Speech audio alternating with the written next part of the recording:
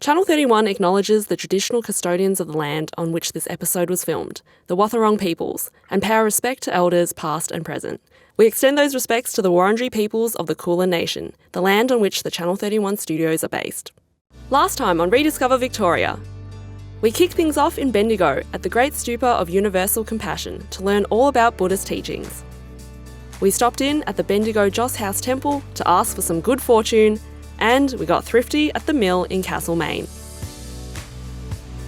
Welcome back to Rediscover Victoria. My name's Annie Louey and today we're headed to Daylesford. We are in Spa Country and this is Trentham Falls, but we're going to be showing you a few different places that you've probably never heard of. Let's go.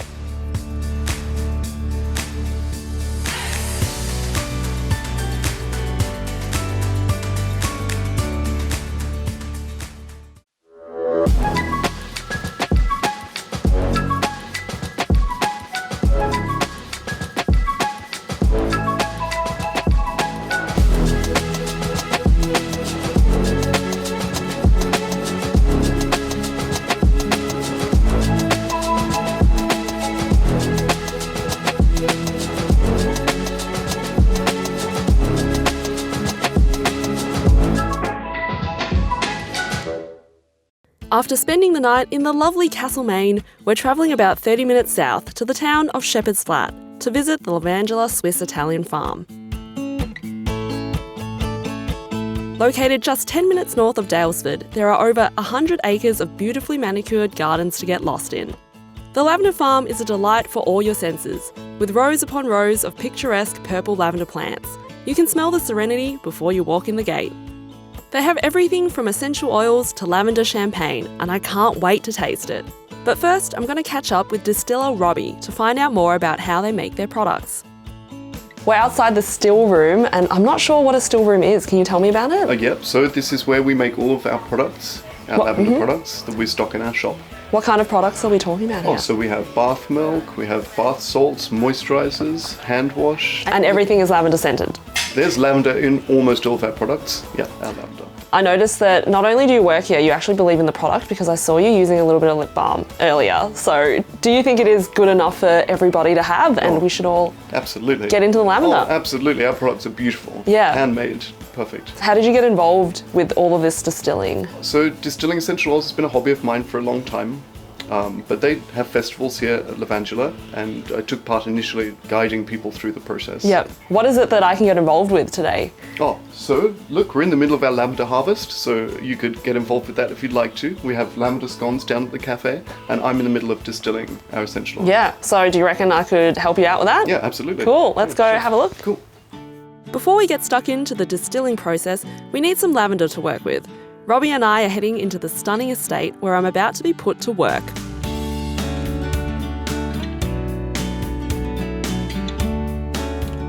Robbie left me in the very capable hands of Laura and Maho, who are going to teach me how to correctly harvest the lavender. What's the trick here? So first you have to grab your bunch like this. You can also measure with this side, and then you have to use your arm good. You have to go all this way and make this movement. So you got it right, and then you got it. So grab a bunch. Yeah. And somewhere just go here. Here. Yeah, and just all the way around. Yeah. There you go. That was easy. good. Yeah. You have to good. make sure the movement is cool. Yeah. Yeah, and sometimes it helps if you grab it a little bit closer. To where you're cutting? Yeah, to your cutting. Okay. Yeah. There you go. There you go. Laura, I see that you've got a smaller scythe there. How come it's done by hand? So it's done by hand because the cut is just a little bit more precise. So when you're cutting, you want to make sure that when you grab your bunch, you're cutting close to the base, and that will ensure that the lavender is going to grow properly for the next season. I helped the ladies finish off cutting the row of lavender and brought some very full baskets back up to Robbie in the still room.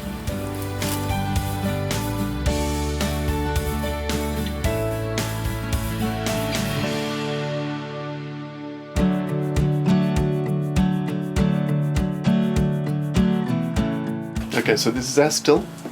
So what happens is first thing in the morning we have lavender come, it's cut in our paddocks and brought up here, and then we dry it in bunches, but we also take and select buds and we distill it to get our essential oil. Is there a certain type of lavender that's good for this? Yeah, so this is the English lavender. Have you got many other types? Yeah, we have 3 different types of lavender here, but for our essential oil, we use the English lavender. Am I going crazy, or does it smell really concentrated and roasty almost? Yeah, okay, sure. It's kind of there's a heat process going on, so it's a mixture of art and science. Ah, and what's happening in this area so this here? is the last part of our distillation process. Here we have demineralized water at the bottom, rainwater, and then in this part of the still we have compressed lavender flower, and so we apply heat to the bottom here. When the water boils here, the steam forces its way through the flour, splitting the molecule, and then you end up in the condenser here you have steam, water, and pure essential oil. And so as it comes out here, you have your distillate. The bottom here is lavender flower water, and at the top you have a top layer of 100% pure lavender Yeah, you can essential actually oil. see it separating out right. there. So is that the part that you take out, or you use all of it? So we use all of it. You can separate out the lavender water, and we use that in our products. But then the lavender essential oil we also Yeah, use. because I know essential oils are really popular right now, but not all of them are real essential oils. There's a few different processes. You can cold press oil from seeds, which is pure essential oil. You can distill it using alcohol or other chemicals, which usually yields a fragranced oil. This is the authentic steam distillation process, Yep. creating 100% pure essential oil. What are some of the benefits of using lavender oil? So lavender's beautiful. There's so many benefits.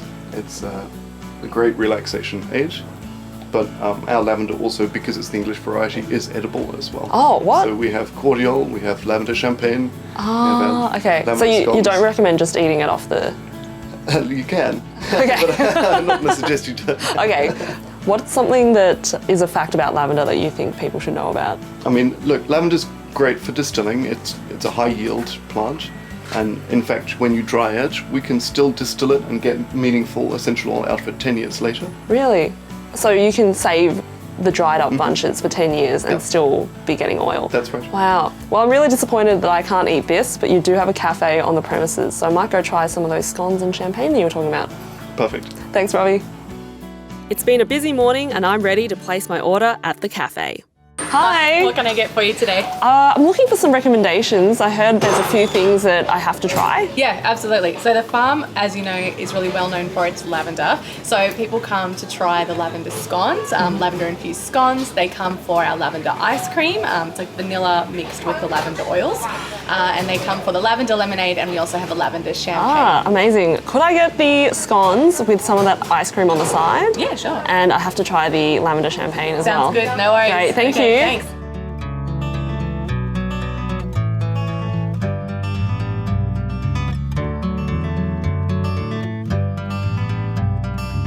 Food has arrived. We picked a lovely spot here back in the lavender field. We've got the scones plus the cream and jam, ice cream as well, which I hear people travel to come here just to taste the infused lavender. Plus, we've got the champagne, also has lavender in it. Surprise, surprise. That's very subtle. Right at the end, you get a kick of lavender. Enjoying that a lot. It's been a wonderful morning here at Lavandula. Scones just make everything better. So let's dig in. Delicious. Lavender, all the things. I fully support it. There have been a lot of firsts for me at Lavandula today, but now it's time to depart. Up next, we're heading to Ballarat to check out a very new bar in town and taste some delicious gin. Join me after the break. While filming Rediscover Victoria in Ballarat, our crew chose to stay at Lake Wendouree Luxury Apartments. Lake Wendouree Luxury Apartments are a family-owned and run business. With our apartments, we've set out to provide guests with the kind of hospitality and quality we would expect and would recommend to our own family and friends. Our 2-bedroom apartments have been fitted out for comfort and relaxation, including tasteful furnishings, essential supplies, Wi-Fi technology, and Foxtel Premium TV. For the best rate guaranteed, book direct on our website at lwla.com.au. We hopped in our old friend Harriet the Kombi and travelled about 45 minutes south from the Lavender Farm to the city of Ballarat. Roy's boasts a great gin, whiskey and wine selection, delicious Asian-inspired food and local art exhibits. I can't wait to check it out.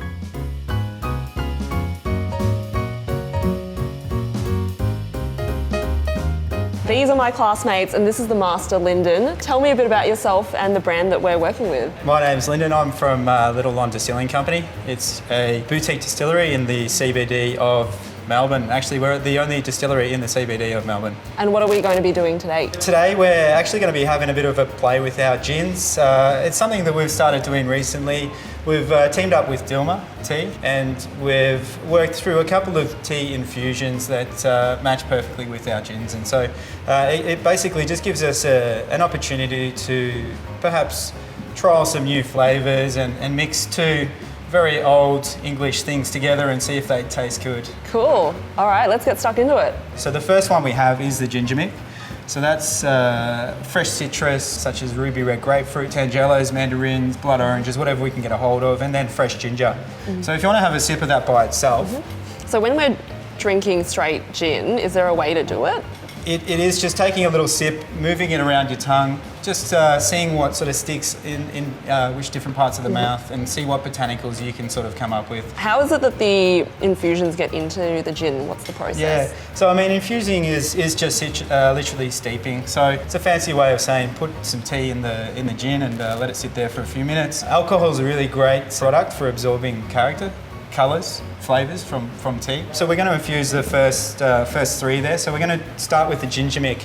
Now with the ginger mick, it is sort of a citrus-based profile. Look, I'm just going to pour a splash in there. Maybe later for after drinks we can finish the bottle off. But with the citrus profile, I'm going to just use the blood orange and eucalyptus Dilma tea. This is a really great tea. It's got just a host of sort of ingredients in there and a beautiful sort of red colour comes through as well. So it's just a couple of spoons in there. And then what I'll even do is I'll pop that at the front there so we can see that. It really will pick up this beautiful sort of red character. I mean, I'll pour this out, you can have a taste. See the characters that come through, it's really lovely. And then what we'll do is I'll give you just a taste of the Cappy orange soda with that one. It's starting to look more like a cocktail. Yeah. The colour is, great. Yeah. And literally you can just, you can put back so many of these and they're just really refreshing. Well, that was absolutely delicious.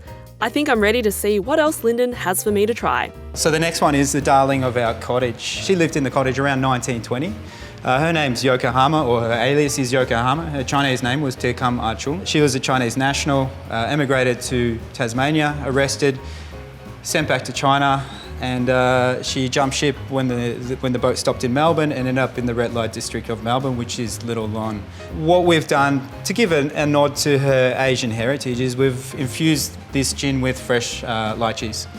And so it's got this beautiful sort of lychee sweetness which comes through, lemongrass, vanilla, baking spices. What we're doing with this one is a jasmine green tea. And so it is, staying on that same sort of Asian kind of influence here as well. So have a taste of the Miss Yoko. This gin is really something quite different. So this is with jasmine as well as green tea. The jasmine offers just a beautiful sort of floral kind of taste with that as well. So again, it's simply just straining it. It's no different to making a tea. I'm getting a little bit more of that sort of green tea, that stringent sort of tea character coming through, a little bit of jasmine there as well as that sort of sweet lychee still sitting there beautifully. So it's going to be interesting just to see what this one comes out So this is the Miss Yoko. Yeah, so that's the Miss Yoko. Yeah. So have a taste of this one. See if you pick up the jasmine as well on the nose, and you will get a slight green tea sort of character coming through too. I've enjoyed every drop of these gin cocktails from Little Lon and have picked up some great tips from Lyndon, but the masterclass must come to an end. Thanks so much for having the masterclass with us, Lyndon. I've really enjoyed tasting all of these gins and the teas, and they're great together. So pleasure. Give them a round of applause. Thanks a lot. Yay. Cheers, thanks guys. After all those drinks, I'm feeling pretty hungry, and we've been lucky enough to have Roy's head chef, In-Ho, prepare some of their most anticipated dishes. Tell me about what you've cooked today. I just cooked the Korean fried chicken and the soba salad, and then it's a bulgogi taco, and then it's kimchi pork mami. Yes. And then seaweed rolls, and then the vegetable, and it's a fried chicken bowl. That's all I do. Oh, that's all you do? Yeah, that's it. There's a lot here. I've never had bulgogi in a taco before. It looks so nice good. thumbs up, Yes, yeah. thank you. So I might have to call in for some help to finish this off, but it looks like you've done a great job. So thank you so much. Thank you very much.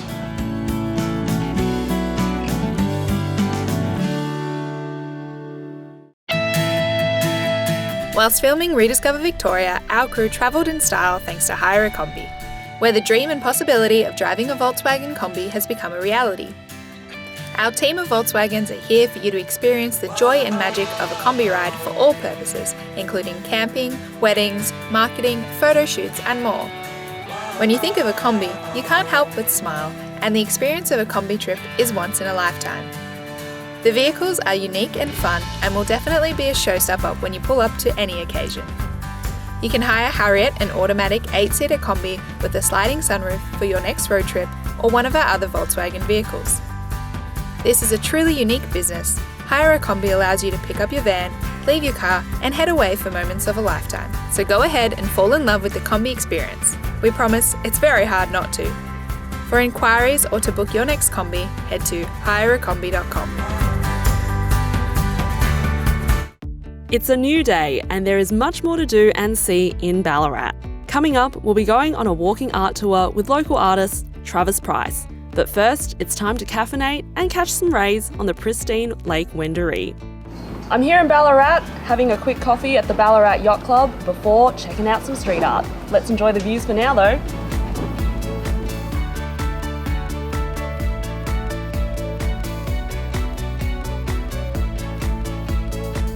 The walking tour starts right next door to Roy Hammond, the bar that we visited yesterday.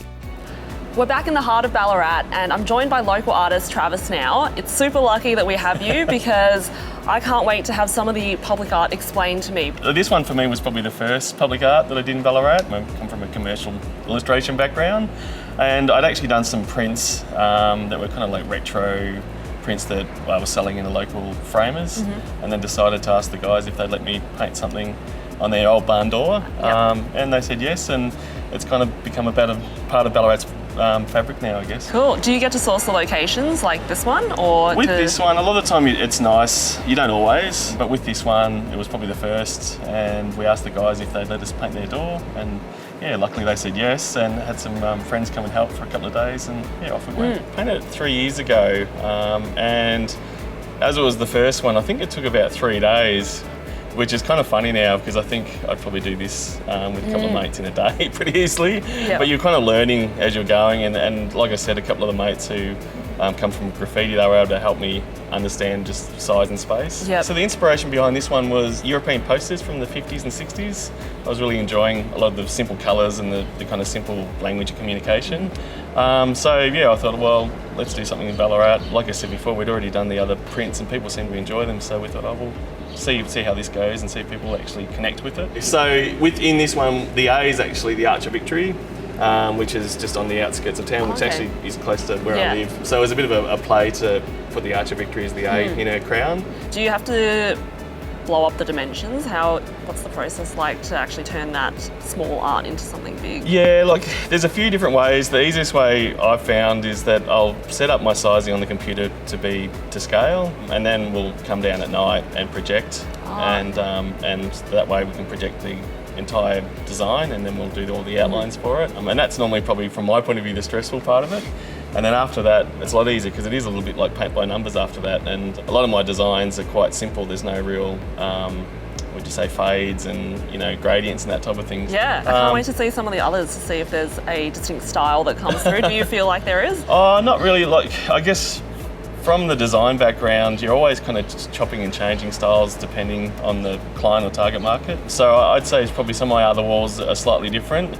I think probably someone would look back and go, no, they're all the same, Trav. But you're probably that close to it, you can't see that. Yeah, the colours are definitely comic book style to me. Yep. And I think that's the reference, like I said, to the old European posters. There was something about those simple colour palettes. There's something about yellow and red, the way that they used that as well was really interesting. But, when you're doing the artwork, do you get a lot of sticky beakers? Yeah, it's fun. I had a couple of good friends help, and we just kind of chatted and laughed, the whole time. But you always get someone dropping past. And in this one, a lot of the time we'll say if a friend or something drops past, grab a brush, start painting. Oh, cool. So you invite people to help you out. Yeah, because a lot of the time we already have the line work there, and we find a lot of people actually really enjoy doing it as well. Is there a community of street artists like yourself here? Yeah, there is. Two of my good friends who helped me on this one, they come from a graffiti background, and there's probably a handful of other great graffiti guys floating around as well, doing really nice work. We've got a few other artworks to see, so why don't you lead the way and we'll follow. Cool.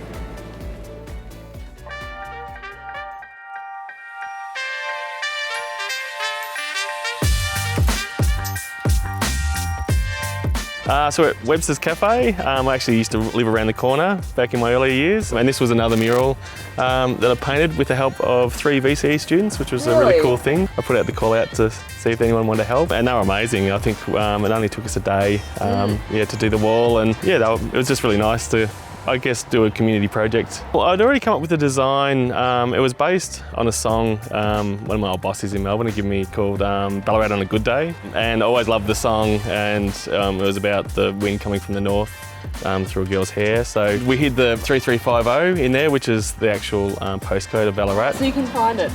So if you look back, you'll see a big 3350, and I always try to hide that in there as well. But I always loved this street on Webster Street because it's so leafy. And so the idea of having all the birds and leaves kind of floating through was part of that as well. Yes. We always kind of use very limited colour palettes, which I think always works well, probably from my style of design. But the other thing too is a lot of the time in Ballarat we're working with heritage colours. So a lot of the time you'll turn up to a wall and ideally it's already painted because we can't paint a non-painted heritage brick. And so a lot of the time, you will get greys or those kind of heritage muted tones, and it makes it easier if we actually don't have to repaint the wall. Yeah, teal and black, So I like playing, and I think that's that idea of the European posters as well, that they played with really odd colours sometimes that worked well. So a lot of the time I'll be referencing those to go, oh gee, that's really interesting. And they'll use weird stuff like pink and brown, for instance, that you kind of think shouldn't go, but actually work, And we've saved the biggest for last. It's time to check out Travis's Main Road mural. So this one was through the city of Ballarat. This is really kind of, I guess, where Ballarat, as we know it, started. So a lot of the pubs, a lot of it would have been tents initially. They put out an expression of interest, and it was full of about 9 different stories, trying to tell the different stories about just this plot of land, I guess. And so I decided that it might be interesting to combine it all. It still had to have a heritage kind of overlay. So the idea behind it was kind of look at some of the old signage and kind of mash it all together in a little bit of a contemporary way to actually reference some of Ballarat's past, and I guess this strip, its past as well, which is actually known as Main Road. And while I was doing it, I had a heap of people tell me that it's not Main Street, it's Main Road. Was that because back in the day? Yeah, it was the main street, and it was just a small street, and then it kind of grew and grew and grew. Everything, has a story to tell. Wadawurrung land, of course, as well. And there's all these different names that it had. It was called Post Office Place because of the big post office across the road. It was also called Plank Road because it would get that muddy here during winter, and with all the coaches, they used to have to put planks across the road to get across, otherwise you'd get up to knees in mud. So it was a really interesting process of learning, I guess, about how this all came about. Yeah, thank you so much for showing us. Cool. I feel really lucky to be with the artist, having a private tour, but if you want to come to Ballarat and check it out yourself, it's definitely all accessible to the public. Yeah, thanks. Yeah, thanks for coming. I've enjoyed every minute of my time in Ballarat, but it's time to move on to the last leg of the trip. So that's all we've got time for in Daylesford and Ballarat. The locals were amazing, and I'll see you next time on Rediscover Victoria. Next time on Rediscover Victoria, we're off to the Bayside city of Geelong. I get dressed up and try my hand at hosting some drag bingo at the Piano Bar.